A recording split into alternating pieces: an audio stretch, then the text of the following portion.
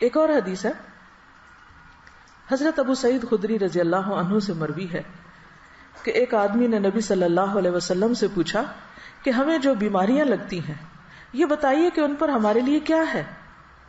نبی صلی اللہ علیہ وسلم نے فرمایا یہ بیماریاں گناہوں کا کفارہ بن جاتی ہیں.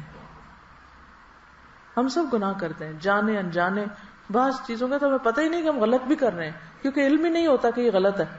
کچھ عرصے بعد پتہ چلتا ہے تو توبہ استغفار شروع کرتے ہیں. یہ کیسی جہالت ہے، پتہ ہی نہیں تھا کہ یہ نہ کرنے والا کام ہے. بہرحال حضرت ابی ابن کعب رضی اللہ عنہ نے عرض کیا اگرچہ بیماری چھوٹی ہی ہو، چھوٹی سی بیماری ہے کوئی، تب بھی؟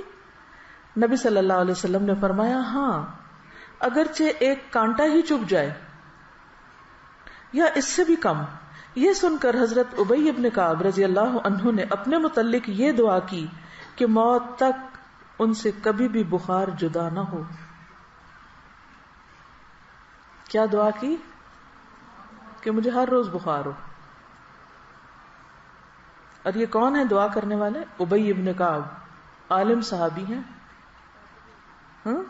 کاتب وحی ہیں، لیکن وہ ایسا بخار ہو کہ حج اور عمرہ، جہاد فی سبیل اللہ اور فرض نماز با جماعت میں رکاوٹ نہ بنے. میرے یہ کام نہ چھوٹے، ویسے بے شک بخار چڑھا رہے.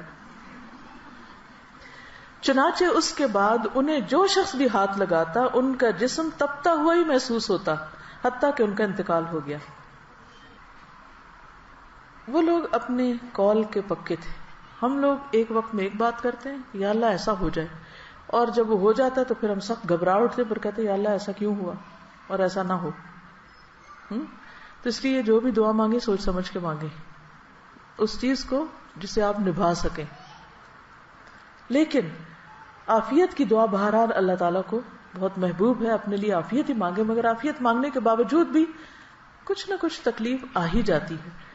اصل سبق جو سیکھنے کا ہے وہ یہ کہ جب تکلیف آ جائے تو اس وقت آپ کا رویہ کیا ہونا چاہیے. بیماری میں مومن کا رویہ، اصل چیز جو کاؤنٹ کرتی ہے وہ کیا ہے کہ ہم کسی بات یا کسی موقع پر کیسے ریئیکٹ کرتے. ہم کیا کرتے ہیں؟ لِيَبْلُوَكُمْ أَيُّكُمْ أَحْسَنُ عَمَلًا. اور یہ احسن عمل صرف نماز میں خشوع نہیں دیکھا جا رہا، وہ تو اپنی جگہ ہے. یہ احسن عمل ہر عمل میں احسن، ہر عمل میں اچھا رویہ. آپ دیکھیے کہ اگر اس بات پر انسان پورا اتر جائے تو جنت بھی ہے اس کے لیے، لیکن دنیا میں بھی کتنا سکون ہو جائے. ہمیں عموماً تکلیف کس چیز سے ہوتی ہے؟ لوگوں کے کن رویوں سے ہوتی ہے تکلیف؟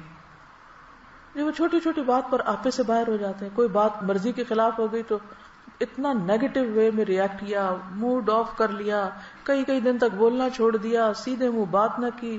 اسی سے تو دل تنگ ہوتے ہیں نا. کہیں بھی اکٹھے رہنا مشکل ہو جاتا ہے لوگوں کا.